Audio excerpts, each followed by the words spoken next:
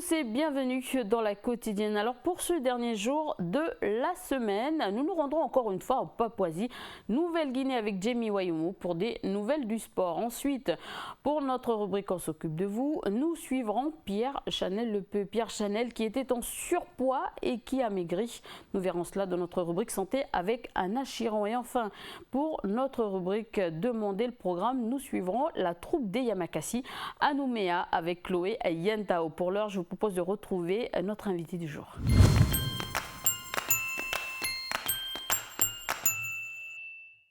Voilà, donc j'ai le plaisir de recevoir aujourd'hui Jean-Yves Poedi. Bonjour.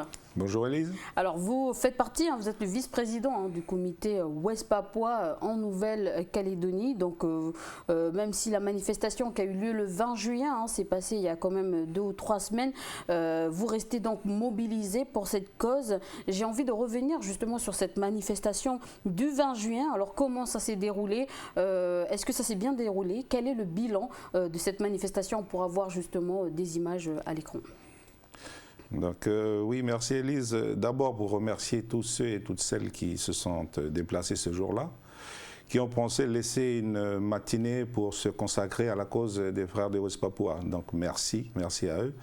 Merci aux organisations politiques aussi qui étaient là. Il y avait bien nos politiques de droite comme de gauche, des associations de jeunes, notamment ceux qui étaient à l'animation aussi. Donc merci aussi à eux, merci à tout le monde. Je vais peut-être oublier certains, mais voilà, la chose c'était de remercier tous ceux qui étaient là ce jour-là. Voilà, donc on va pouvoir commenter ces images-là qui vont apparaître justement à l'écran. Vous êtes parti d'où à où exactement et comment ça s'est organisé? Alors, rassemblement, c'était devant le Mwaka à 8 h. Et vers les coups de 9 h, on a commencé à marcher on a tourné à l'angle de Marine pour revenir au consulat indonésien. Donc le parcours, c'est celui-là. Au consulat, on voit là sur les images que ça rassemble au-delà de nos espérances, quoi, parce que bon, on ne pensait pas qu'il y aurait autant de monde comme ça. Et puis au-delà de nos partis politiques, on a rassemblé les deux grandes tendances ici, et puis les associations, comme je disais. Donc, manifestation réussie, grande satisfaction. C'est vrai qu'il y avait de nombreuses personnalités. On a pu voir Simon Louekot, Dewe Gorodé. Il y a également, on va dire, Charles Washington, également toutes ces personnalités qui sont venues pour cette cause. Donc, qu'est-ce qui s'est passé après? Vous avez rencontré des personnes, en fait, durant cette marche? Oui, on a rencontré, il y a aussi des personnalités religieuses aussi qui étaient là, qui après, quand on est revenu au Mwaka, il y avait un temps de parole et puis que chacun s'est exprimé sur justement la cause Ouest Papua. Donc on a rassemblé pas mal de la société civile, je veux dire, on a quand même rassemblé pas mal de monde autour de ce thème-là.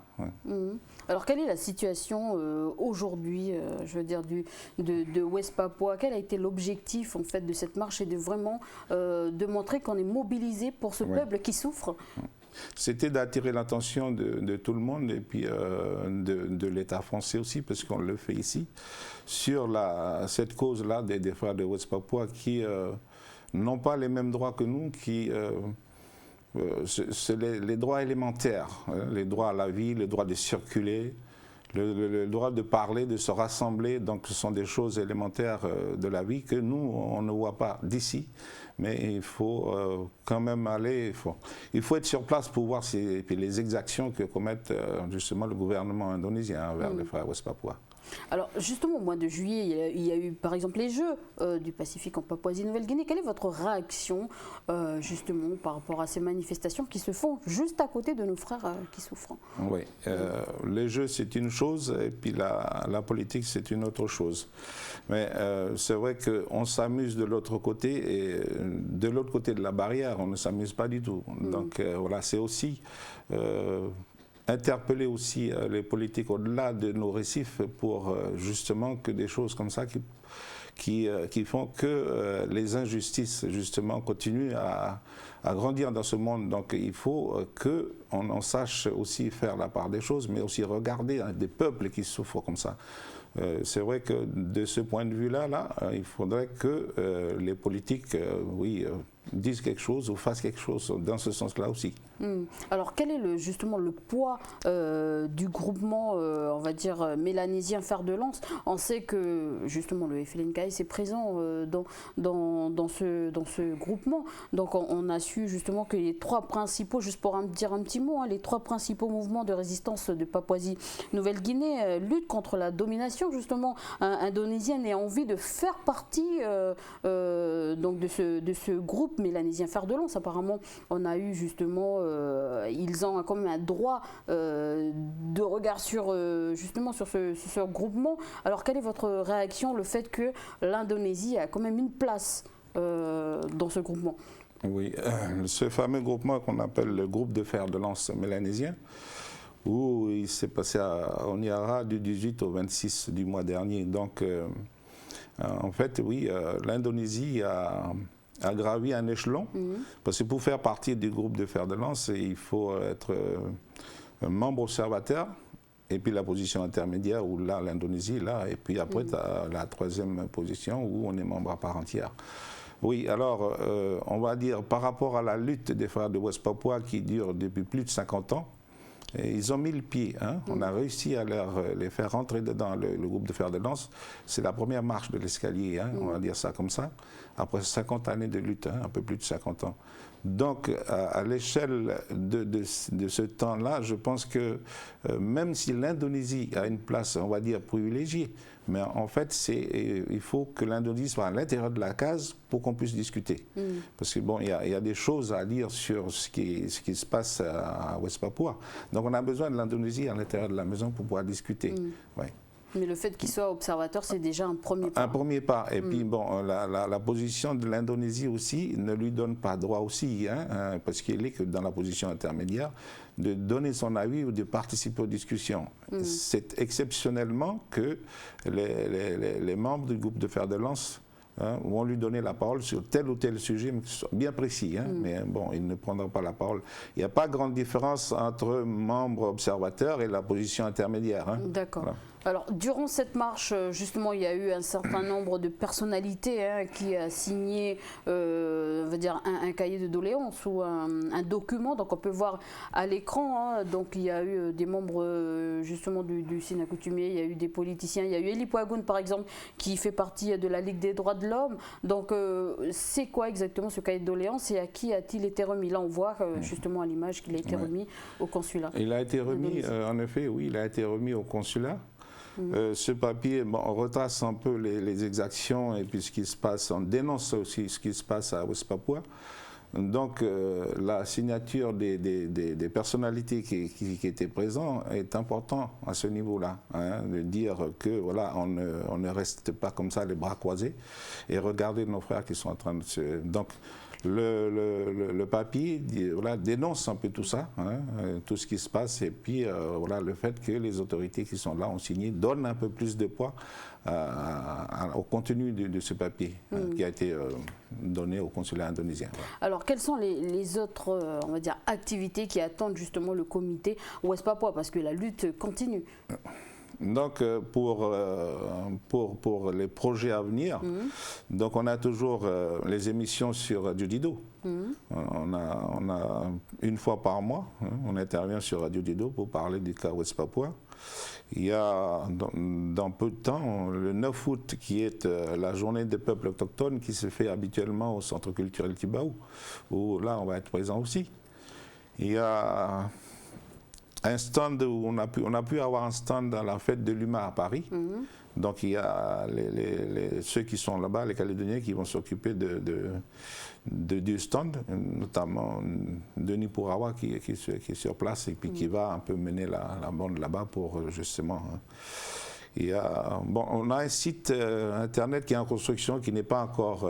mais bon, on informera la population pour ça. Et on sait également que dans le monde, beaucoup, on va dire, de gens soutiennent la cause, on va dire, tout à fait. La cause West Papua. Oui, tout à fait, oui, beaucoup. Bon, maintenant, avec les moyens modernes de communication, il faut savoir qu'il y a quelques années de ça, les journalistes étaient interdits de pénétrer dans en Ouest Papua. Maintenant, avec les moyens modernes, donc ce sont des choses qui ne peuvent plus se faire comme ça, là, en catimini ou en cachette. Donc, du coup, beaucoup de pays soutiennent. Hein. Je dirais que pour les frères réfugiés de Ouest Papua, ils sont en Hollande, ils sont en Australie, ils sont en Nouvelle-Zélande, au Vanuatu, un peu partout, dans nos pays de la Mélanésie aussi. Donc, on va dire que oui, c'est soutenu par pas mal de pays dans le monde quand même. Ouais. Alors justement, nos frères de Ouest Papua ont quand même des droits, on s'est dit dans la Ligue des droits de l'homme. Que fait l'ONU aujourd'hui? Quel est votre point de vue sur ça? L'ONU est interpellée aussi maintenant que Ouest Papua a un pied dans le groupe de fer de lance, ce qui va lui permettre de... Voilà. Justement, c'est pour ça qu'il était important qu'il soit dedans. Ouais. Alors avant de terminer et passer un message peut-être aux Calédoniens, autre chose à rajouter, un petit message pour justement la lutte du comité Ouest Papua pour nos frères de Papouasie-Nouvelle-Guinée. Oui, simplement pour... parce que bon, dans les projets à venir, on aura encore à appeler la population, que je remercie vivement pour d'autres manifestations. La lutte continue, hein, donc voir, par exemple, pour le festival à Noir-Boro, où on sera là aussi. Donc on sera au nord, on sera au sud, voilà, mais simplement remercier ceux qui étaient venus et un appel à la population pour continuer à soutenir les frères de Ouest Papua. Voilà, donc Jean-Yves Poedi, merci d'avoir accepté cette invitation. Allez, on passe tout de suite à l'agenda du pays.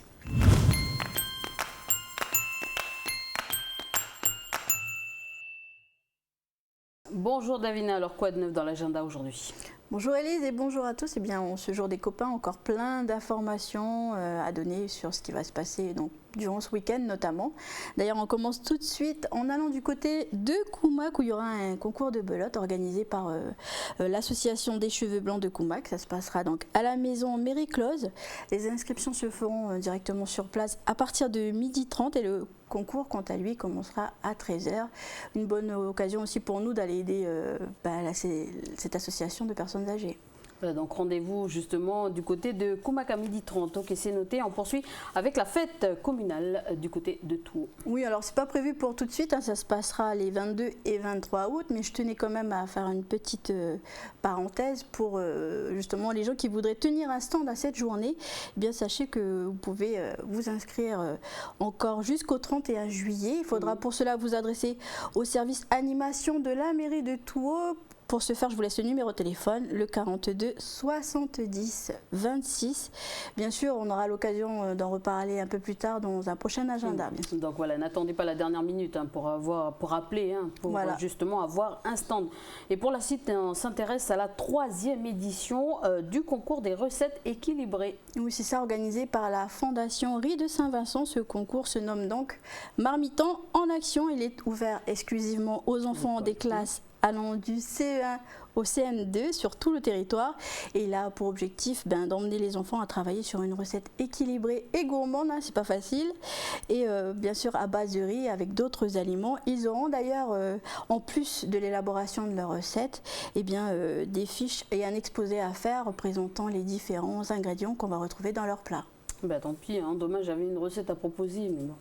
C'est pas l'âge qu'il faut. Voilà, nous on est trop jeunes, mais on va laisser ça pour les CE1 et CM2. Il y a des gens qui entendent, s'il y a des gens qui entendent, surtout les enseignants et qui veulent faire participer à leur classe, il suffit juste d'en faire la demande à l'adresse suivante, donc fondation-rsv@saintvincent.nc. Donc ensuite, une fois que le dossier est monté, il faudra déposer le projet, etc. avant le 7 août. Et puis, on attend à partir de là. Voilà, alors quand est-ce que l'on connaîtra justement les gagnants? Ouais, c'est ce que je te disais, on attend jusqu'au 27 et 28 août. Et là, on annoncera les 10 classes gagnantes. Et puis, qui sait, peut-être parmi ces 10 classes, il y en aura une qui voudra bien venir nous présenter sa recette dans un fin bon. Pourquoi pas? Voilà, l'appel est lancé et puis on poursuit justement avec une autre information. On va du côté du sud, on parle d'un vide-grenier. Ça se passera ce dimanche 26 juillet à la place des Cocotiers. Donc rendez-vous à partir de 8h30 jusqu'à 12h30. C'est l'occasion aussi peut-être pour ceux qui vont y aller de dénicher des bonnes petites affaires. Ah oui, la vie elle devient de plus en plus chère, alors pourquoi pas avoir Voilà, je vais juste finir en laissant un numéro de téléphone, le 27 95 78, si vous souhaitez avoir des renseignements à ce sujet. Voilà, et puis dénicher de bonnes affaires. On termine avec un appel à la mobilisation lancé à toute la population, bien sûr, mais aux femmes en particulier. Voilà, un appel lancé par l'association calédonienne de soutien aux malades du cancer, qui, comme chaque année, Élise, organise sa journée de mobilisation contre le cancer du sein. Cette année, le mouvement s'appelle Pique-Nique et Chant. Donc, comment y participer? Il suffit tout simplement de venir habillé avec un t-shirt rose, son pique-nique, et puis avoir le sourire, bien sûr, ça aide. Et à partir de là, on vient, on échange, on partage avec ceux qui sont malades, et puis histoire aussi de savoir ce que c'est que cette maladie. Voilà, donc il y a 2 rendez-vous qui sont prévus. Le premier, c'est à Koumak, ça se passera à la plage aménagée de 11h à 13h, donc demain. Voilà, et puis pour celles qui habitent Nouméa, qui voudraient aussi participer, il y a une journée qui sera organisée le 1er août à la place des Cocotiers de 11h à 13h aussi. Je vous laisse aussi un numéro de téléphone si vous souhaitez avoir plus de renseignements, si vous avez des questions particulières, le 76 58 68. Voilà, j'espère que vous serez très nombreux à participer à ces journées. Donc merci Davina, et puis je te souhaite un bon week-end et on se retrouve. Donc lundi tu retrouveras Chloé en présentation. D'accord, merci Élise, bon week-end à toi et bon week-end à vous à la maison aussi. Voilà, donc on retrouve notre rubrique C'est Sport.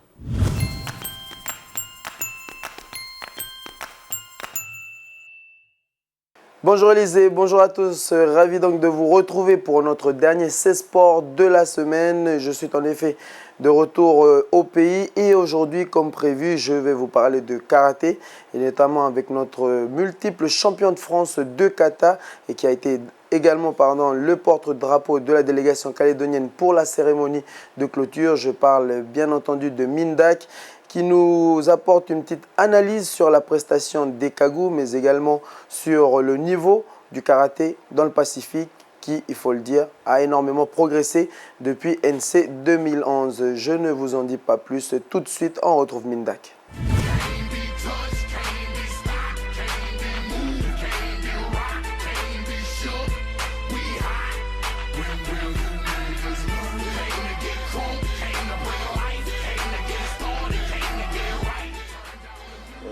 Le niveau des îles a augmenté. Après, on retrouve malgré tout en 2003 comme en 2011 et comme cette année les Fidjiens qui sont à leur niveau, donc forts pour les îles.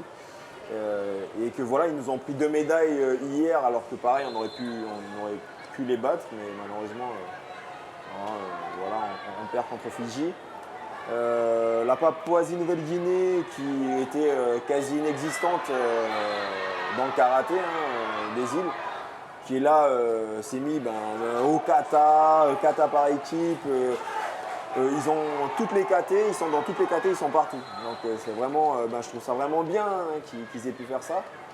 Avec aussi les Salomons qui ont déjà été présents avant, mais beaucoup moins. Là, pareil, ils augmentent. Enfin, en termes de niveau, le combat, je trouve qu'il a quand même augmenté.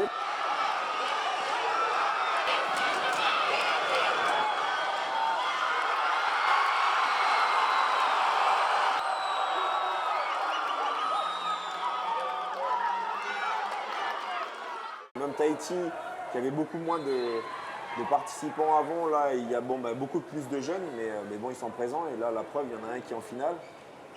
Et une fille qui a gagné aussi. Après, le niveau des combats a un peu évolué, donc un peu plus dur que les années précédentes. Après, c'est vrai que pareil, c'est une nouvelle génération. Bon, je ne veux pas être mauvaise langue, mais c'est vrai qu'avant, les anciens en combat, ils étaient beaucoup plus dedans. C'était peut-être aussi un peu plus facile parce que les niveaux étaient un peu plus bas, mais c'était l'âme des guerriers, quoi. Donc là, Là, comme la compète aussi, les règles ont évolué, donc automatiquement, on ne peut pas forcément un peu appuyer les coups. Donc il y a beaucoup plus de retenue, c'est à la touche, donc un peu moins d'âme des guerriers quoi, pour moi. Enfin, dans l'ensemble, hein, pas forcément que les Calédoniens, mais c'est vrai que pour les Calédoniens, pour moi, normalement, les combattants, avec le niveau qu'ils ont, la préparation que Grégory Panet a fait, préparateur physique, William, il y a vraiment eu tout pour que les Calédoniens en karaté puissent faire au moins mieux qu'au dernier jeu, voire plus.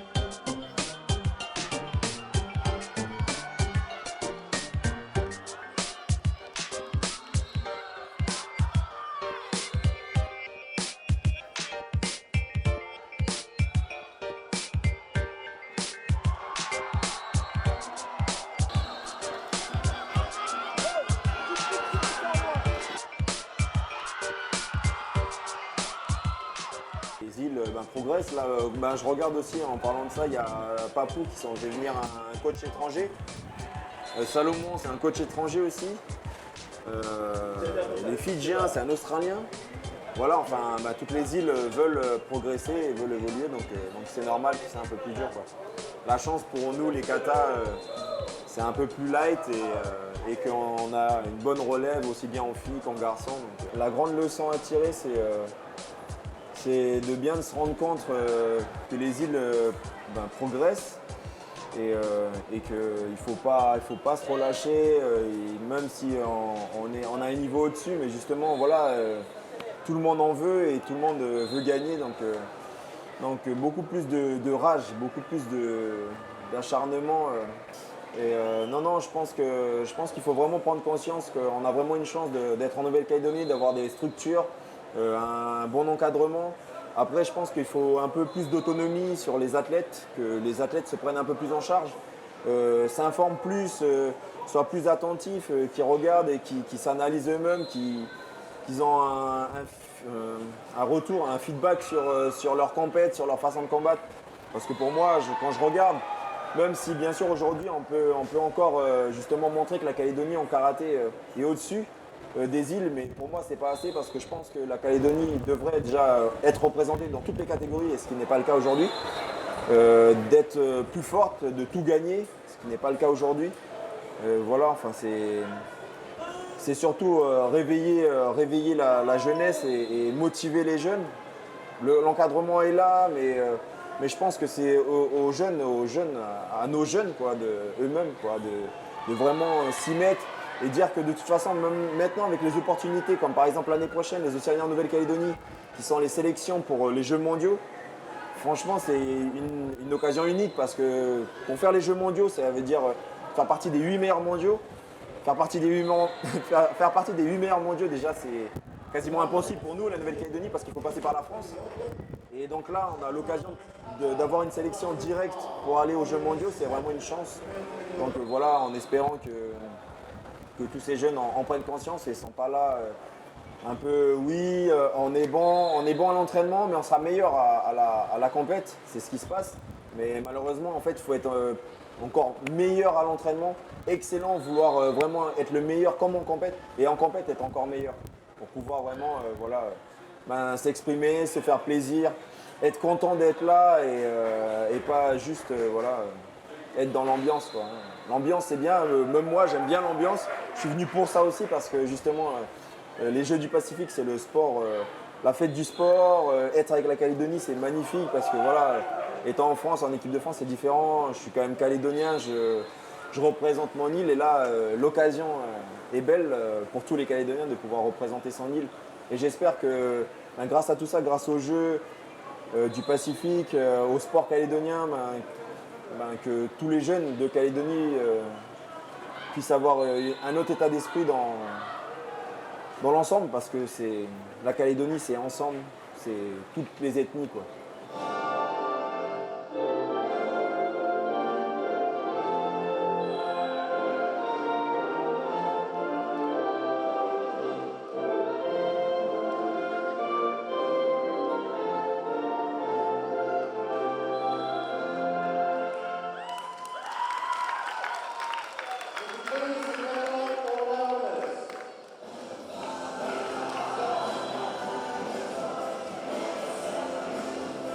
Voilà donc un bilan satisfaisant pour nos karatékas qui maintenant vont se concentrer et préparer les prochains Océaniens qui se dérouleront l'an prochain, comme le disait Mildak dans ce reportage. C'est là une belle opportunité pour nos kagous, pour nos karatékas, de pouvoir espérer une qualification dans un championnat du monde, ce qui n'est jamais arrivé dans l'histoire du karatéka calédonien. Je vous dis à lundi et merci encore une fois de m'avoir suivi.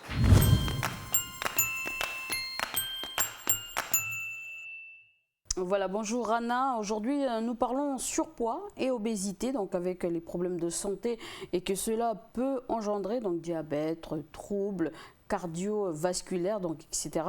Mais nous verrons aussi que cela n'est pas une fatalité. On peut maigrir, cela n'est pas facile, mais c'est possible. Donc avec justement Pierre Chanel qui en est la preuve.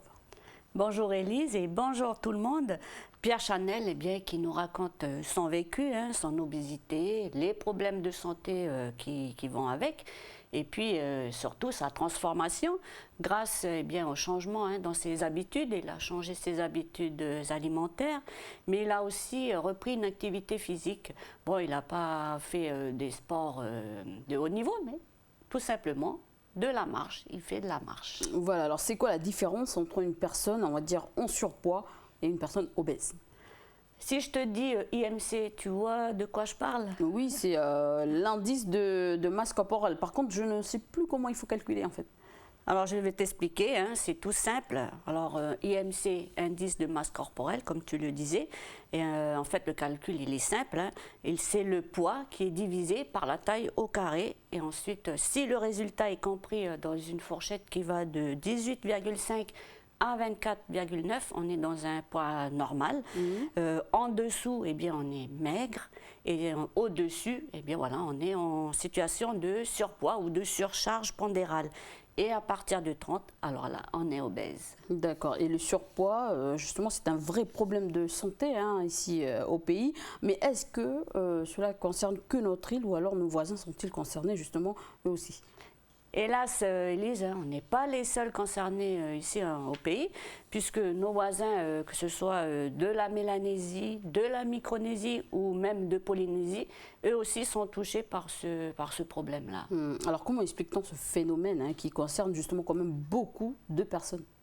Bien, il y a en fait deux explications principales. Tout d'abord, il y a l'aspect génétique, puisque pendant très longtemps, eh bien, les populations elles ont dû faire face à des périodes de famine. Donc, du coup, l'organisme s'est adapté. Il a engrangé des réserves de graisse pour pouvoir pallier ensuite à ces périodes de disette. Aujourd'hui, eh bien, ça devient un désavantage puisque voilà, on n'est plus en période de disette, on est plutôt même en surabondance alimentaire. Ça, c'est le premier facteur. Le deuxième, eh bien, c'est tout simplement l'évolution, l'évolution des mœurs, changement de style de vie. Avant, les gens étaient plutôt, on va dire, en tribu, ils cultivaient, ils allaient à la pêche, ils allaient à la chasse et ils mangeaient des produits frais. Aujourd'hui, bon, de plus en plus, voilà, on est au village, on est en ville, on va plutôt acheter au magasin tous les produits qu'on consomme quotidiennement. Et puis surtout, eh bien, on mange plus gras, on mange plus sucré, et puis on bouge moins aussi, faut le dire. Alors en Nouvelle-Calédonie, plus précisément, qui est le plus touché? Les adultes, les enfants? L'ensemble de la population est touchée, ça concerne en fait tout le monde. Alors qu'est-ce qui est mis en place justement pour remédier à ce problème? Eh bien, il y a un dispositif de prévention qui a été mis en place et puis on mise beaucoup sur information, tout ce qui est information et sensibilisation de la population. Je ne sais pas si tu te souviens de la campagne il n'y a pas très longtemps, mange mieux, bouge Effectivement, plus. oui. Voilà. Oui, on en avait parlé justement d'ailleurs avec toi de cette campagne avec le reportage du côté de Yingen. Voilà, c'est ça. Et maintenant, moi, je te propose de remonter dans le nord. On ne va pas aller jusqu'à Yingen, on va s'arrêter un peu avant. On va aller du côté de Pointe-Dimier à la rencontre de Pierre Chanel qui va nous raconter un peu son expérience et comment il a pu maigrir. On regarde.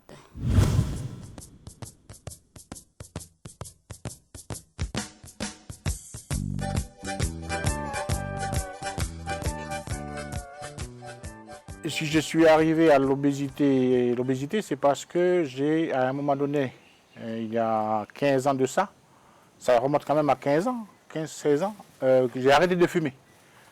J'ai arrêté de fumer et pour compenser l'arrêt de fumer, je me suis mis à grignoter. Donc grignoter, de sucreries, tout ce qui est mauvais pour la santé. Donc, qui a fait que je me suis retrouvé avec 180 kilos. À 180 kilos, je n'arrivais plus à respirer, j'avais du mal à respirer. J'avais mal aux jambes, je n'arrivais pas à marcher, j'avais des problèmes d'hygiène. Et donc tout ça, ces problèmes-là dus à un surpoids.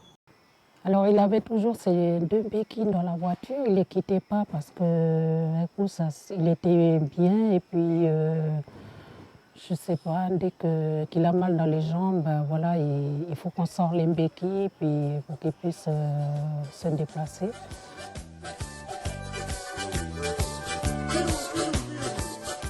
Le docteur m'a parlé du sleeve, de l'anneau gastrique. Donc elle m'a parlé m'avait parlé de ces solutions-là pour maigrir, donc pour perdre du poids.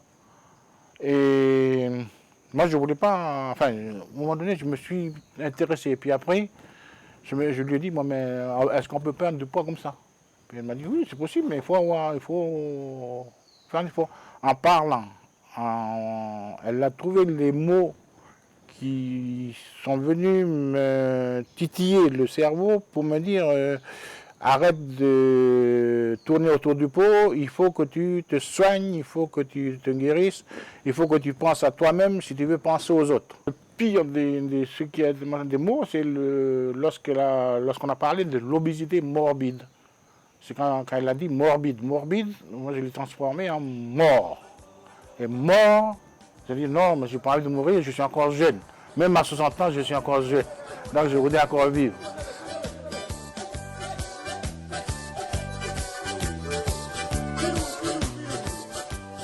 Donc pendant 1 mois, je suis resté au col de la Pirogue en cure. Donc j'ai appris à manger comme il faut, à manger aux heures qu'il faut.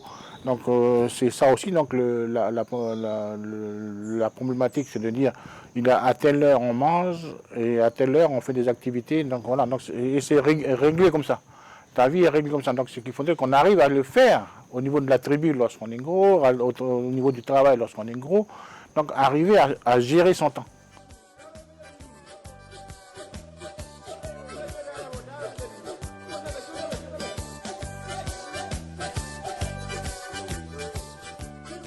Ici, mon paradis. Donc, il y a des abreuvoirs ici qui ont été plantés par mes petits-fils, là. Donc, et là-dedans, on trouve un peu de tout. On trouve un peu tout ce qu'il faut pour accompagner ce qui est dans la cuisine, là-bas. On a les patates, là. Donc, tout ça, donc, patates. Bon, après, donc, il y a le taro, manioc, les feuilles de manioc, c'est comme ça, puis moi, on a les tubercules de manioc. Après, moi, on a les ignames. C'est un petit coin de paradis, quoi. On a tout ce qu'il faut pour pouvoir être en bonne santé si on arrive à bien utiliser ce qui est... Enfin, toutes les plantes qui sont là.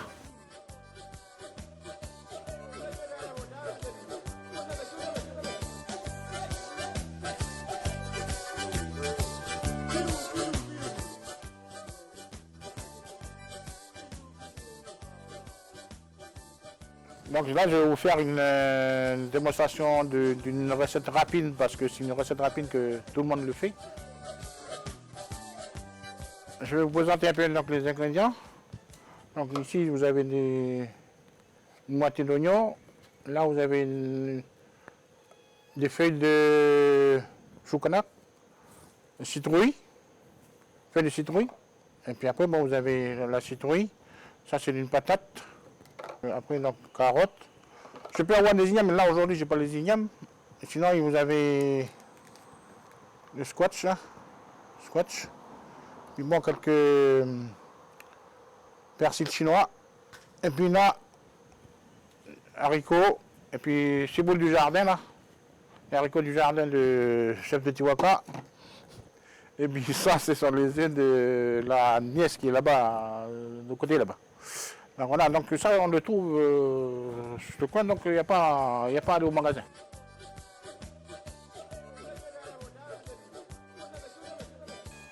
Et tout le monde connaît cette soupe.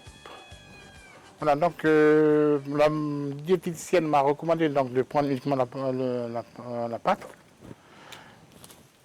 de foutre ça à la poubelle. Et puis, ça, il y a un travail à faire dessus. Donc, on le coupe. Ensuite, on va sortir ce qui est dedans. Donc, les légumes séchés, les petites crevettes. Et ensuite, on va essayer de ramasser les éléments solides. Ensuite, après ça, donc vous avez dit tout à l'heure cuisine rapide. On va prendre ça, donc les feuilles de gluant. Donc je les découpe en petits morceaux avec ma paire de ciseaux.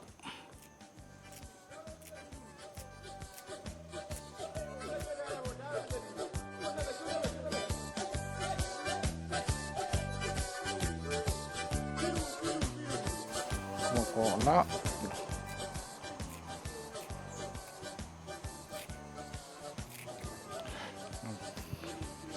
Voilà.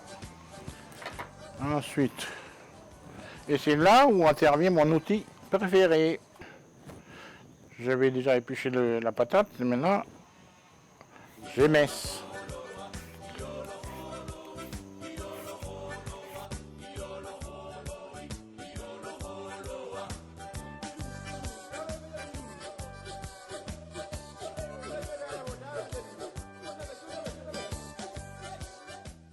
Donc j'ai mis à bouillir l'eau dans le bouilloire électrique. Ensuite, étant donné que ça là, donc on a mis, donc on rajoute dedans un peu de oignon, un peu de citrouille, un peu de patates, un peu de squash. Et j'arrose tout ça.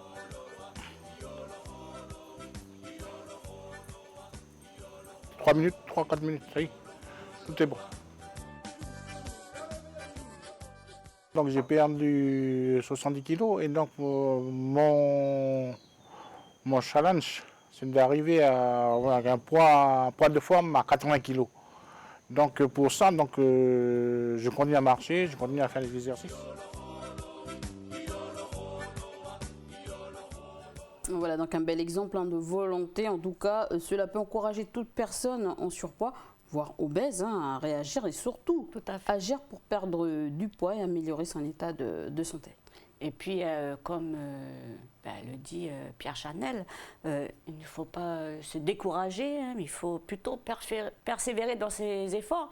Mais bon, comme je disais tout à l'heure, c'est pas facile, c'est pas évident. Et puis, il faut surtout pas lâcher prise, il faut continuer et puis s'accrocher. Alors, la petite recette qu'il nous a montrée est très simple et ça a l'air d'être bon et facile, justement, rapide à préparer. Et puis, comme je le disais, ça a l'air appétissant. Alors, est-ce que tu peux nous donner un peu quelques détails? En tout cas, moi, je confirme déjà, c'est appétissant. Tu l'as goûté? Oui, il m'a fait goûter après. Donc, en plus, c'est très simple à préparer. Donc, voilà, c'est rapide, simple et en plus, c'est fait avec des légumes. Justement, moi, je voulais revenir sur les groupes d'aliments. Donc, il faut savoir qu'il y a 4 groupes d'aliments. On commence avec les aliments protecteurs, Élise. Alors, les aliments protecteurs, ce sont les fruits et les légumes. Alors, qu'est-ce qu'ils nous apportent, ces fruits et légumes? Eh bien, ils nous apportent de l'eau, des fibres, des vitamines et des minéraux. Ensuite, nous avons les aliments qu'on appelle énergétiques. Alors là, ce sont tous les féculents, les tubercules, les légumes secs. Alors, les légumes secs, haricots, voilà, un peu... Pour ce qui est des tubercules, bon, les taros, les ignames, etc. Alors eux, ils nous apportent des fibres et des glucides aussi. On a ensuite les aliments constructeurs. Alors là, ce sont toutes les viandes, les poissons, les œufs et aussi les produits laitiers. Qu'est-ce qu'ils nous apportent? Alors, ils nous apportent des protéines et ces protéines, eh bien, elles nous permettent de développer et d'entretenir eh bien, tous nos muscles. Et il y a le calcium des produits laitiers. Alors le calcium, lui, il participe à la croissance et à l'entretien des os. Voilà, donc pour un peu le groupe des aliments et toutes les vitamines qu'ils nous apportent. Alors on doit justement limiter les produits sucrés, gras et salés. Ça, c'est à consommer vraiment avec modération. Et puis je rajouterai aussi qu'il faut boire de l'eau, favoriser la consommation de l'eau par rapport au soda, au sirop, etc. Voilà, buvez de l'eau.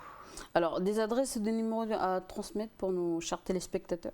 Oui, j'ai une adresse mail plutôt un site, excusez-moi. Alors, c'est le site de l'Agence sanitaire et sociale, www.as.nc.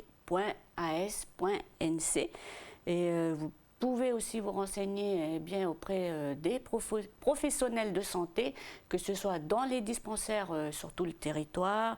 Vous pouvez aussi vous renseigner auprès de votre médecin traitant. Voilà, n'hésitez pas à aller vers ces professionnels.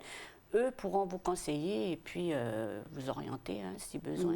Donc n'hésitez pas à vous renseigner. Voilà, et pour terminer, je dirais manger 5 fruits et légumes par jour, comme moi, non, je plaisante, et aussi faire beaucoup de sport. Merci Anna, et puis on te retrouve donc la semaine prochaine. Et puis bon week-end et bon week-end à vous. Allez, on passe tout de suite à notre rubrique Demandez le programme.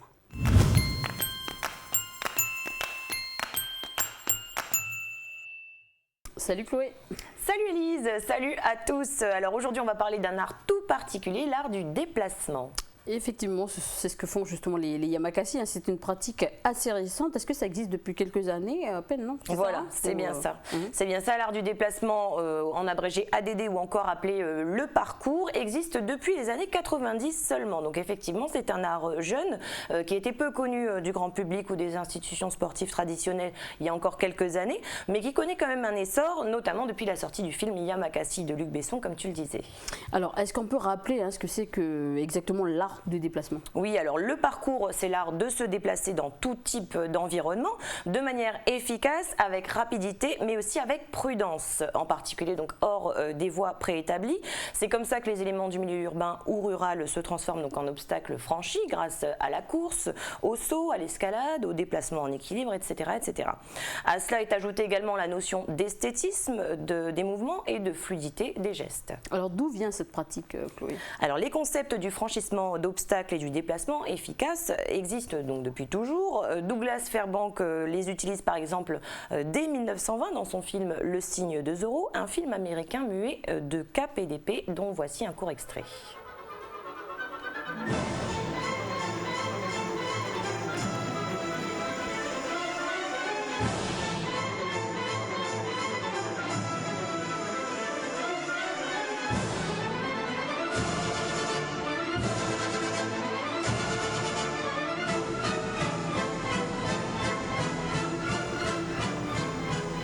Mais c'est David Bell qui est reconnu, lui, comme l'inventeur du parcours moderne au début des années 90 à Lys, une commune française au sud de Paris. Il fut lui-même inspiré par son père, Raymond Bell, qui s'entraînait selon les concepts de Georges Hébert. En 98, David Bell et Sébastien Foucan se séparent des Yamakasi. David Bell refonde un groupe appelé Les Traceurs. C'est la relève qui participe donc à la médiatisation de cette discipline. Les 7 autres membres fondateurs popularisent le parcours en France en 2001 grâce au film Yamakasi, on nous le disait tout à l'heure. Et enfin, Sébastien Foucan quitte la relève et participe en 2003 au documentaire de la BBC Jump London qui fait découvrir la discipline au monde anglo-saxon. En 2004, avec Internet, le parcours devient un phénomène mondial et vers 2006, de nombreuses associations voient le jour et le parcours s'institutionnalise dans le monde. À la même époque, il gagne les gymnases et puis une variante plus acrobatique fait son apparition, le freerunning. Aujourd'hui, le parcours fait toujours plus d'adeptes, en particulier chez les jeunes, donc c'est un art qui est quand même enseigné dans des écoles, au Danemark. Il existe également une académie québécoise de l'art du déplacement, des cours y sont dispensés par des instructeurs certifiés. Bon, après c'est comme tout, c'est devenu un business, donc il faut se méfier quand même des personnes qui essaient de gagner leur vie comme coach de parcours et qui ne proposent jamais de services gratuits. En général, il faut essayer de trouver un coach qui est toujours relié à la communauté du parcours à travers donc des sessions gratuites en extérieur. Et il existe des adeptes en Calédonie? Oui, ici ce sont les Yamak Pacifiques. Ce groupe compte une trentaine d'adhérents, originaires de toutes les communes du territoire. Le groupe a été créé il y a 3 ans. Ils essaient donc de se retrouver tous les week-ends à la place des Cocotiers où ils s'entraînent. Et puis donc à l'origine on retrouve donc les instructeurs. Donc il y a Kenji, Robin, Simone et Kito. Kito qui pratique le parcours depuis environ 7 ans déjà. Donc Kito qui s'est beaucoup inspiré de son grand frère qui fait partie aussi des Yamakasi, les vrais Yamakasi. Donc je vous propose de les découvrir tout de suite dans ce sujet signé Alexandre Sigura.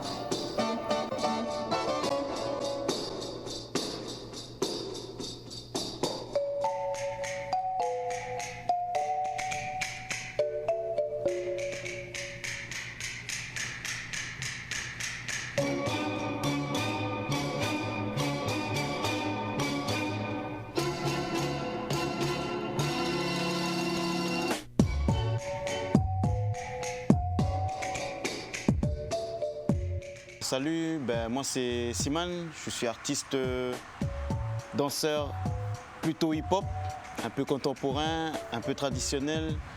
Et à mes heures perdues, je slam quand mon corps est fatigué. Je me suis intéressé à l'art du déplacement, ADD, ou dans les pays anglophones on dit parcours. Et la partie un peu plus acrobatique, le free running. Je me suis intéressé à ça parce que venant d'une culture hip-hop, acrobatique aussi, et surtout penché dans le partage et dans le mélange, chaque danseur dans la culture hip-hop est différent parce que la culture hip-hop est tellement vaste et pioche dans tellement de cultures périphériques qui tournent autour, capoeira, gymnastique, salsa. C'est tellement vaste que le danseur hip-hop il est différent de chaque... on peut rencontrer beaucoup de danseurs hip-hop mais ils sont tous différents l'un de l'autre parce que chacun pioche dans son truc qui lui plaît à lui. Et moi, comme je suis le cousin de Christopher Notre, il m'a fait découvrir ses amis, Robin, Brian, la bande Yamakasi Pacifique. Et j'ai pu découvrir une culture qui ressemble beaucoup et qui a les traits de ma culture mélanésienne et de ma deuxième culture, la culture hip-hop. Moi, ce que j'aime beaucoup, c'est le processus. Ça veut dire, le processus, c'est un commencement, un chemin continu et un terminus. Et pour le public, beaucoup, ils ne voient que le résultat, ils voient que le salto. Waouh, c'est choc! Mais ils n'ont pas conscience généralement du processus, de tout le chemin qu'on arrive à faire ce salto. Nous aussi, on est des êtres humains normaux, on a des peurs comme tout le monde. Et le fait de s'entraîner avec ses frères, on partage nos peurs. Et puis, quand ils dépassent leurs peurs, nous, ça nous motive à dépasser nos peurs aussi. Arrivé au spectacle, on voit que des caïds, façon de parler. Mais ils ne se rendent pas compte que chacun, on est tous différents, mais comme on avance ensemble, on arrive à évoluer, à se surpasser. Chacun individuellement, mais ensemble. Et c'est puissant l'énergie qu'on a quand on s'échauffe ensemble, quand on s'entraîne ensemble, Quand surtout on voit un bois qui fait un saut, mais que nous on n'arrive pas, ben, on arrive sur le saut, on dit punaise, il a réussi, moi aussi. Après, on s'auto-motive. Cette pratique par rapport au hip-hop, qui comporte un certain risque, le hip-hop, parce qu'il y a une partie très acrobatique, il y a une partie dansée, et dans le parcours, ben, ce risque-là, il est beaucoup plus élevé. Donc on doit être beaucoup plus minutieux dans notre pratique, beaucoup plus rigoureux. Quand on s'échauffe pour préparer un saut, ben, on se met dans l'état d'esprit. Quelle partie du corps est sollicitée dans un saut d'une chaise ou d'un immeuble? Tout est préparé.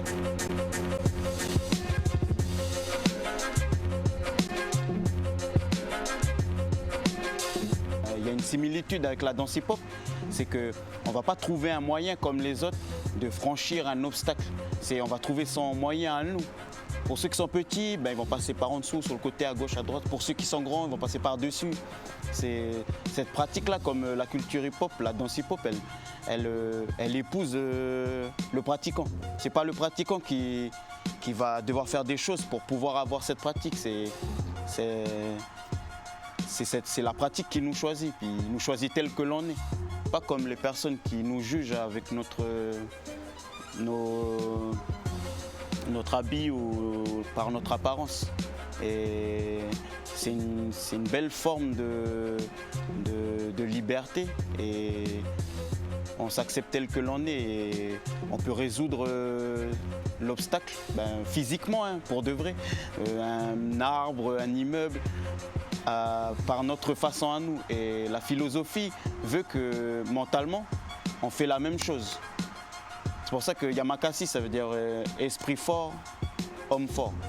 Pour en revenir à nous ici au pays, c'est que dans le film Yamakasi, il y a un Mélanésien, il y a un Kanak, métis réunionnais, il s'appelle Yann Notre, qui n'est autre que le grand frère de Christopher Notre, aka Kito, et qui nous a appris et qui nous a tirés dans ce délire-là.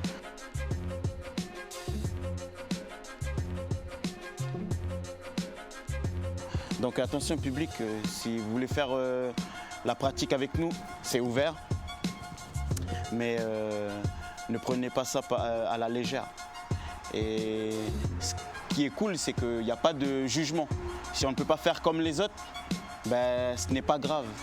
On se respecte, chacun, on est tous différents, on a chacun nos limites. Et cette pratique-là pousse chacun à ne pas être tous au numéro 1, mais à être son numéro 1 à soi.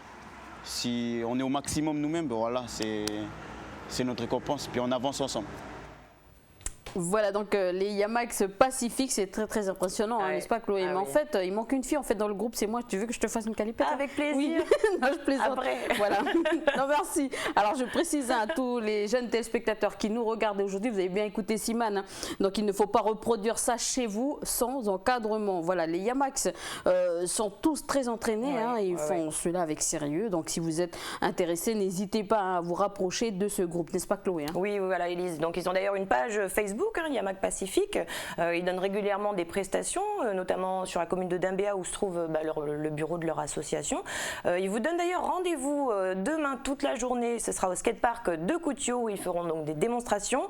Il y aura également des initiations gratuites, hein, pour tous ceux qui sont intéressés.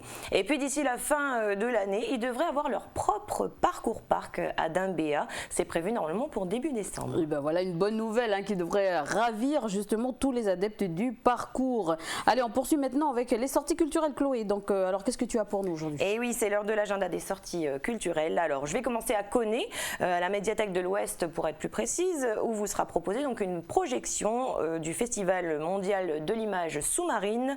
Ce festival qui s'est déroulé donc du 9 au 12 juillet à Nouméa continue et se déplace un peu partout sur le Caillou. Et donc, rendez-vous à l'auditorium de la médiathèque de Koné à 19h aujourd'hui pour une projection d'un documentaire du festival. Pour plus de renseignements, vous pouvez bien sûr contacter la médiathèque de l'Ouest au 47 20 65. Et on continue les sorties culturelles du côté de Vaud pour échauffer nos voix. mi, Mi, sol, sol, la, la. Voilà, avis à tous nos passionnés du chant. Aujourd'hui, donc à 19h30, vous sera proposée une soirée karaoké dans la commune de Vaud, donc plus précisément au bar-restaurant Katsia. Donc voilà, pour tous ceux qui veulent chanter ou tout simplement s'amuser entre amis, en famille, hein, le rendez-vous est donné. Et si vous souhaitez plus d'infos ou si vous avez envie de réserver carrément votre place, vous pouvez appeler le 42 55 30. Voilà, on parle info utile, donc une info qui en intéressera beaucoup, j'en suis sûre. Et oui, c'est ça. Alors, Davina l'avait déjà annoncé dans l'agenda. Il s'agit d'une info du gouvernement qui, dans le cadre du Festival des Arts du Pacifique, organise donc un concert spécial Kaneka qui aura lieu le samedi 5 septembre. Ce concert a pour but de sélectionner des artistes originaires exclusivement de l'ère Païti-Chemui. Donc, avis aux artistes, musiciens, auteurs, compositeurs, interprètes originaires et résidents de l'ère Païti-Chemui. Vous avez jusqu'au 5 août 16h pour vous inscrire. Donc si vous voulez participer à ce concert qui permettra surtout de sélectionner un artiste ou un groupe qui représentera le pays au Festival des Arts du Pacifique qui se dérouleront à Guam l'année prochaine. Donc pour vous inscrire, il faut retirer un dossier d'inscription dans les lieux suivants: au Conseil de l'Air Païti-Chemui, au Centre culturel Pomimi à Koné, à la direction de la culture, de la condition féminine et de la citoyenneté de la Nouvelle-Calédonie, ou bien au service d'animation des communes de Ponériouin, Pointe-Dimier, Touo, Koné, Pointe-Bout et Poya. Voilà, de toute manière, si vous voulez plus d'informations, vous avez le 47 11 06 à composer. Voilà, et on vous rassure, hein, il y aura des sélections pour les autres airs, et puis ce sera à venir. Hein, vous n'êtes pas mis de côté. On continue les infos culturelles du côté du sud désormais. Oui, Elisa. Alors tout d'abord, on commence avec un artiste, un concert avec Tevita, un artiste bien connu sur le territoire. C'est un chanteur d'origine wallisienne qui possède donc une histoire un peu originale. Avant d'être sur le devant de la scène, il a commencé par être technicien au centre culturel du Mont d'Or, hein, ce qui lui a permis donc de développer ses talents. Il a par la suite aussi joué avec d'autres artistes calédoniens. Il a enregistré donc des morceaux. Il a participé aussi au festival Femme Funk avant de sortir son premier album en 2010 qui s'intitule Dans ma tête. Tevita, donc c'est un mélange de plusieurs styles de musique, hein, du reggae à la variété en passant par la pop, hein, jusqu'à des sonorités un peu plus latines.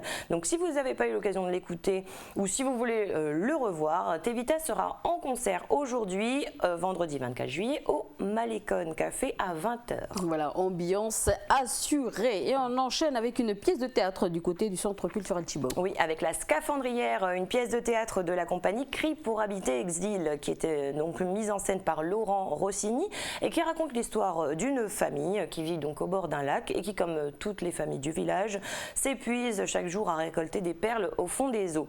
Une vie dure dont le seul espoir de délivrance est de trouver un jour une des rares perles rouges, donc un spectacle fort, hein, qui nous rappelle notre cupidité à nous humains, qui pillons donc les ressources naturelles d'un environnement qui est fragile quand même. Donc ce spectacle, c'est une représentation unique. Il avait déjà été proposé l'année dernière, hein, et donc fort de ce succès, il est reproposé cette année.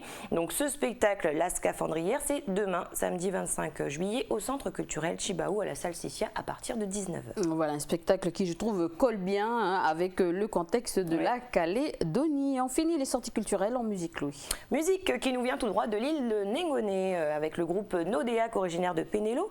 Le groupe s'était mis en retrait pendant 3 années après 2 albums sortis à la suite, Ouyen en 2011 et Talena en 2012. Et bien Nodéac fait son retour sur la scène avec l'album Merci. Cet album qui est donc le résultat d'un long travail du groupe, avec toujours aux commandes le musicien Akel. Bref, cet album Merci, eh bien, c'est un album un peu religieux, mais pas seulement, hein, qui vise à remercier donc la puissance divine pour la création et les beautés de la vie insulaire, une idée du groupe qui réside à Pénélo. Donc ce nouvel opus, eh bien, c'est beaucoup de mélanges, hein, des mélanges style Kaneka, bien sûr, hein, pilier du groupe, mais pas seulement, il y a aussi du reggae, et puis un mélange de générations aussi avec les jeunes et les moins jeunes du groupe. Tout ça, donc ça a donné une belle qualité de composition et puis des mélodies attachantes. Voilà, Merci, c'est le nom de cet album et ce sera également le mot de la fin, pardon Chloé. On te retrouve donc la semaine prochaine pour la présentation des quotidiennes. Pour le moment, je te souhaite un beau week-end. Salut Élise, bon week-end à tous. Allez, on retrouve notre amie Mara pour notre rubrique La science et nous.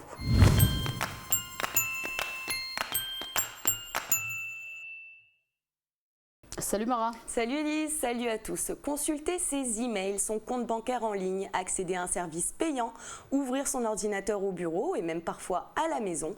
Pour tous ces services, nous avons besoin d'un mot de passe et si possible, il faut qu'il soit différent à chaque fois. C'est vrai qu'avec Internet, le nombre de mots de passe qu'on doit retenir n'arrête pas d'augmenter.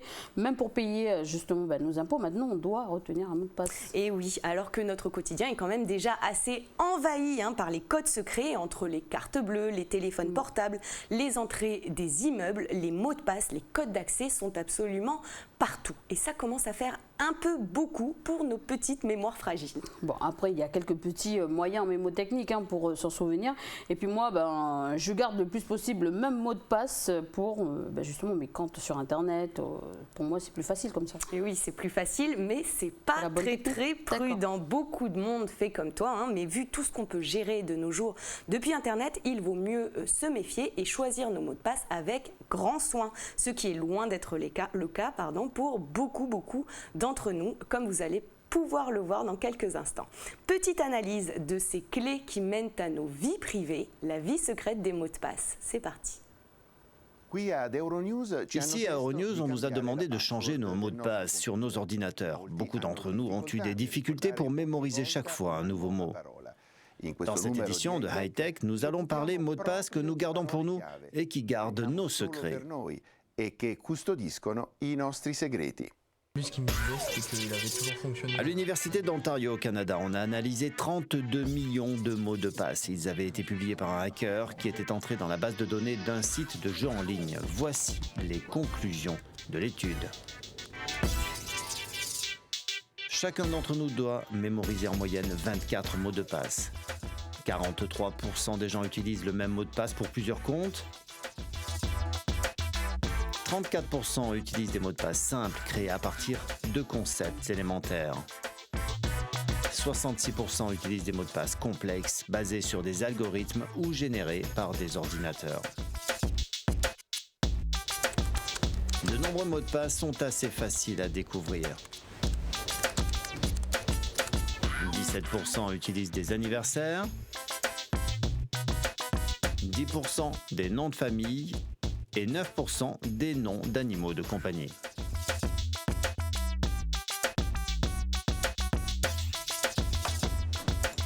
Pour mémoriser tous ces mots de passe, les méthodes varient en fonction des gens. 71% les apprennent par cœur, 12% les notent sur leur téléphone, c'est imprudent, 10% sur un bout de papier et 7% passent par des programmes spéciaux. Enfin, les mots de passe les plus communément utilisés dans le monde sont 1, 2, 3, 4, 5, 6, ABC 1, 2, 3, 11, 11, 11, Master ou pour les plus croyants, Jésus. Ainsi va la vie des mots de passe qui sont souvent très personnels, avec beaucoup de relations avec ta famille. Parfois, on a aussi les noms de chéri, voire d'ex. En tout cas, il convient toujours d'être très prudent et secret. Voilà, être toujours prudent et secret, d'accord. Mais qu'est-ce que ça veut dire concrètement? Qu'est-ce qu'un bon mot de passe? Eh bien, pour se doter d'un bon mot de passe, ce qui est important de comprendre, c'est comment fonctionnent les pirates qui cherchent à les casser, justement.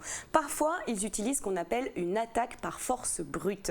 Si on compare le mot de passe à une clé pour ouvrir une serrure, eh bien, une attaque par force brute va tenter un nombre immense de clés, une par une. Et en fonction de la puissance de calcul informatique qui est dédiée à ce braquage, eh bien, l'attaque peut être vraiment redoutable. Et plus le compte protégé par le mot de passe a de la valeur, si on travaille dans une banque ou à l'Élysée par exemple, eh bien, plus les moyens mis en œuvre pour mettre la protection à terre peuvent être importants. Des petits malins, il ne manque pas de ressources, ces pirates informatiques. Ah, ça c'est clair. En 2012, un expert informatique américain avait dévoilé un appareil capable de défaire n'importe quel mot de passe de 8 caractères en moins de 6 heures. En fait, il effectuait 350 milliards de tentatives par seconde. Donc, un bon mot de passe doit contenir au moins une douzaine de caractères déjà. Mais quels caractères? Parce qu'on nous demande souvent qu'il y ait des majuscules, des ponctuations, donc souvent des lettres ne suffisent pas pour un mot de passe. Et oui, et ça aussi c'est une question de sécurité. Il faut éviter les mots qui existent vraiment, les mots du dictionnaire. Parce que pour casser les mots de passe, eh bien, les pirates ont mis au point des sortes de super dictionnaires très développés rassembler des bases de données importantes qui regroupent d'une part les mots de passe les plus courants, les mots de la langue courante avec leur argot aussi, et les variantes orthographiques, les noms propres les plus fréquents, l'ensemble des dates du calendrier pour ceux qui utilisent des anniversaires, et ainsi de suite. Donc même quand on utilise un mot de passe très long, donc une phrase par exemple, beaucoup de gens le font, eh bien c'est mieux de ne pas utiliser uniquement des lettres, des mots du dictionnaire, et de glisser quelques chiffres ou signes de ponctuation dans votre phrase ou votre mot. Bon, on va devoir avoir une bonne mémoire pour retenir tous ces mots de passe. Et oui, et en plus, malgré tous nos efforts et avec le mot de passe le plus solide du monde, eh bien on n'est toujours pas à l'abri d'un hameçonnage par un pirate. Faites très attention, bien souvent il s'agit d'un mail qui peut paraître institutionnel, un mail qui paraîtrait venir de Facebook ou même de votre banque par exemple, et qui cherche en fait à obtenir votre mot de passe. Normalement déjà, un site web ne demandera jamais à obtenir votre mot de passe par mail. Quand on vous demande de réinitialiser votre mot de passe pour des raisons de sécurité, ça peut arriver, vérifiez toujours l'adresse du site internet vers lequel vous êtes redirigé, qui doit correspondre impérativement bien sûr à ce qu'on voit à l'écran et qui doit commencer par HTTPS, le S signifiant que le protocole de transfert hypertexte est sécurisé. Ouais, toutes les joies d'Internet, toutes ces facilités à première vue font aussi le bonheur malhonnête, malheureusement des malhonnêtes. Et oui, c'est tout à fait ça. Faites attention également, ne faites pas comme Élise. Il ne faut pas avoir, exactement, il ne faut pas avoir un même mot de passe pour plusieurs services. Ben non, ce serait trop simple sinon. Et qui dit simple pour nous, dit forcément simple aussi pour les pirates. Si vous êtes par exemple sur un forum qui est tenu par un webmaster amateur, qui serait potentiellement facile à pirater, eh bien n'utilisez surtout pas le même mot de passe que vous utilisez pour Facebook. Il faut avoir des mots de passe différents à chaque fois, puisque si un pirate l'obtient, il pourra avoir accès à l'ensemble, bien sûr, de vos données. D'accord, quand on a fait tous ces constats, mais pour s'en souvenir, on fait comment alors? Là, par contre, c'est à vous de voir. Il n'y a pas de recette miracle, malheureusement. En tout cas, certainement pas sur un post-it à côté de l'ordi ou sur un fichier sur l'ordinateur. Pareil, quand un logiciel propose à l'utilisateur de se souvenir de son mot de passe, ça arrive très souvent, eh bien il vaut mieux malheureusement décliner l'offre. Et puis de toute façon, il vaut mieux aussi changer son mot de passe régulièrement pour qu'au cas où un pirate arrive à se procurer le mot de passe, il ne puisse pas au moins s'en servir indéfiniment, quoi. Bon, ça fait vraiment beaucoup de recommandations à suivre. On a l'impression que malgré tous nos efforts, les pirates seront toujours plus forts que nous. Ça fait beaucoup, oui, je sais. Et quand on sait les risques qu'on encourt en naviguant sur Internet, on se sent un peu pris au piège, malgré tout. Du coup, les chercheurs travaillent quand même sur d'autres types d'identification. Le mot de passe serait en sursis. C'est vrai que ça fait un peu archaïque, le principe de mot de passe, quand on connaît tous les moyens d'identification de la personne qui existent de nos jours. Et puis voilà quoi. Alors, quelles autres alternatives sont envisagées pour remplacer ces mots de passe? Alors, par exemple, c'est envisagé qu'on puisse déverrouiller son ordinateur ou son smartphone par la pensée. Ça fait partie de tout ce qui est authentification biométrique, comme la reconnaissance vocale ou les empreintes digitales. Les chercheurs ont découvert en fait que sur des tâches personnalisées, l'activité cérébrale enregistrée est unique pour chaque individu. Et donc, ils ont développé une sorte de casque avec capteur d'ondes cérébrales, un système qui serait suffisamment fiable pour pouvoir un jour remplacer nos mots de passe. De toute façon, vu l'évolution et vu la technologie, on aura, on va dire dans quelques années, tous des puces dans les peaux, dans notre peau. Oui, tous, je sais pas, mais d'un côté, tu n'as pas tort, puisque ces puces, les puces RFID pour identification par radiofréquence, sont en train de gagner du terrain. Et par le biais d'un concept plutôt surprenant, relatif à des ambiances festives, les implants parties. Alors, peut-être que vous en avez déjà entendu parler, puisque ça fait quand même le buzz depuis la première implant party qui a eu lieu en France le 13 juin dernier. Je ne sais pas si tu en as entendu parler. Oui, je crois, mais je pense que tu en avais un tout petit peu parlé dans une de tes chroniques, les implants partis, ou plutôt des implants tout court. Des implants tout court, voilà, oui, puisque c'est vraiment quelque chose de récent. Et en fait, l'objectif de ces implants partis, donc, c'est d'insérer un implant RFID sous la peau des volontaires. À la dernière implant party, donc 8 personnes se sont fait poser une puce électronique de la taille d'un grain de riz ce jour-là par un tatoueur perceur professionnel sous la peau, donc plus précisément sur le dos de la main. main pour la modique somme de 200 €. Aujourd'hui, dans le monde, quand même, le nombre de personnes qui ont un implant RFID est estimé à 5000. Mais pourquoi ils font ça? Ça sert à quoi? Eh bien, pour s'authentifier, justement, ouvrir une porte, déverrouiller son smartphone, son ordinateur, prendre les transports en commun ou encore montrer sa carte de visite d'un simple revers de la main, ce sont quelques actions annoncées possibles avec cette technologie.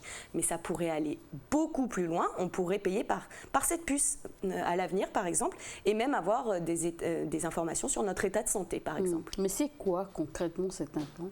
Alors, c'est une puce de la taille d'un grain de riz, les mêmes que celles qu'on trouve dans nos passeports biométriques, sur les cartes de crédit, ou celles aussi qu'on met sur les animaux de compagnie depuis quelques années pour les identifier.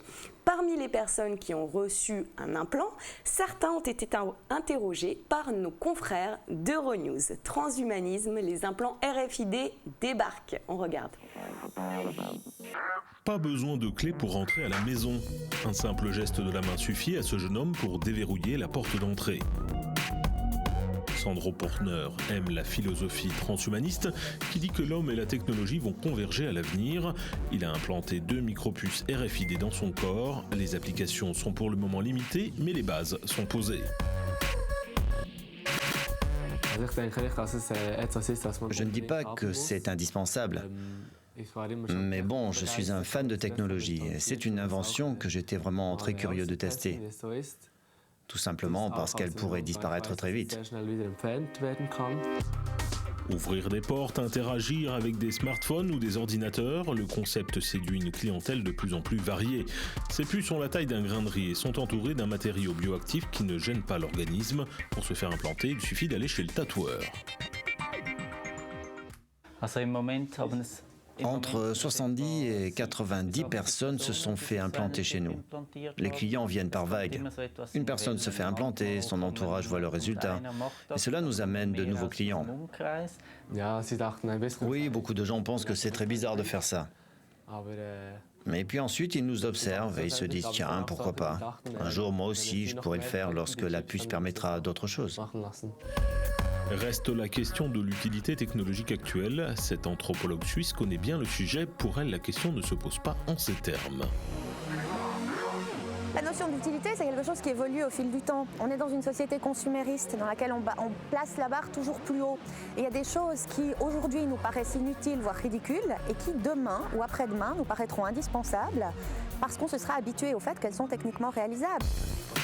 Indispensable, ces implants pourraient le devenir dans le domaine médical. À l'École Polytechnique Fédérale de Lausanne, un chercheur a développé une puce RFID capable de surveiller le cholestérol ou le niveau de certaines molécules.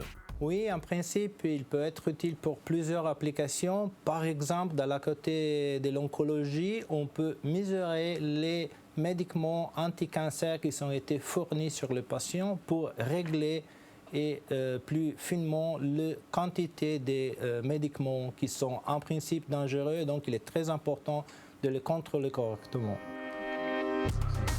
Ces puces éveillent tous les fantasmes. De nombreuses rumeurs courent sur Internet. Ainsi, en 2011, certains sites affirmaient que les implants allaient devenir obligatoires aux États-Unis dans le cadre de l'assurance maladie universelle dite Obamacare. Une info bien entendu qui a été démentie.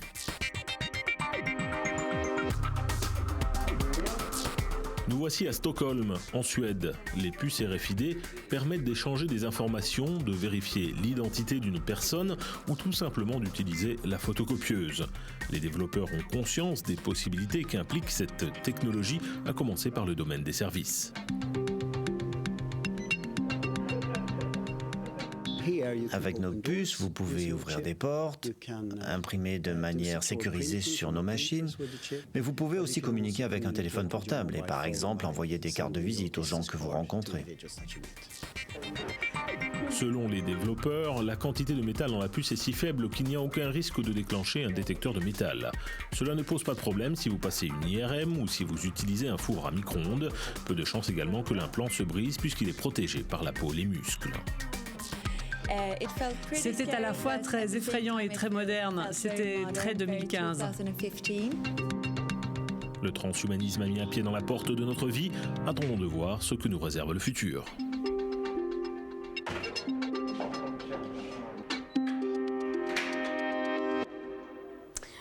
Bah oui, donc, mais attendons de voir, hein, parce que ça fait franchement peur plus qu'autre chose, hein, ces technologies. Et oui, bon, on ne peut pas nier que quand même ça pourrait offrir pas mal d'applications intéressantes dans le domaine médical, bien sûr, pour soulager aussi les personnes qui n'arrivent pas à retenir tous leurs mots de passe, comme on l'a vu tout à l'heure, mais ça suscite aussi beaucoup d'inquiétude, cette perspective d'avoir une puce sous la peau, surtout en ce qui concerne naturellement la protection de nos données personnelles. Ben oui, mais ça veut dire quoi ça? Comment on peut être sûr que des informations qu'il y a dans cette puce, et puis tout est regroupé là-dedans. Si on nous coupe la main, est-ce qu'on peut avoir justement avoir accès à toutes nos données personnelles? C'est flippant, oui, cette puce-là.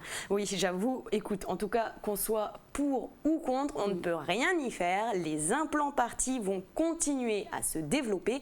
À chacun de voir maintenant s'il souhaite ou pas avoir une puce implantée sous la peau. Voilà, et l'important c'est qu'on ne nous force pas à porter cet implant. Oui, tu as raison, et qu'on ne nous force à rien du tout d'ailleurs. Merci à tous, au revoir. Voilà, c'est la fin de cette émission. Merci de nous avoir suivis. Au revoir à tous.